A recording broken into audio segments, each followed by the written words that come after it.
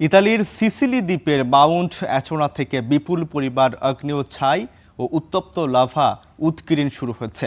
তপ্ত ছাই আকাশের অনেক দূর পর্যন্ত ছড়িয়ে পড়ে।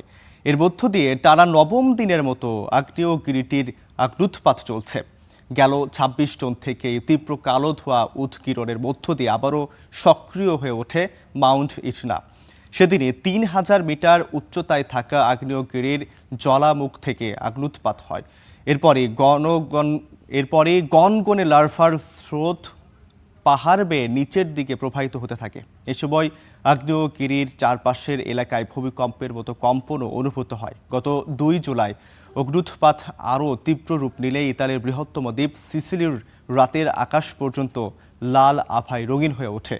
পরিস্থিতি মোকাবেলায় ইতালির সিভিল প্রোটেকশন বিভাগ সর্বোচ্চ সতর্কতা হিসেবে রেড অ্যালার্ট জারি করেছে। এটি একটি সতর্কতামূলক ব্যবস্থা যার উদ্দেশ্য উচ্চ পার্বত্য এলাকায় নজরদারি জোরদার করা এবং সম্ভাব্য ঝুঁকি কমিয়ে আনা।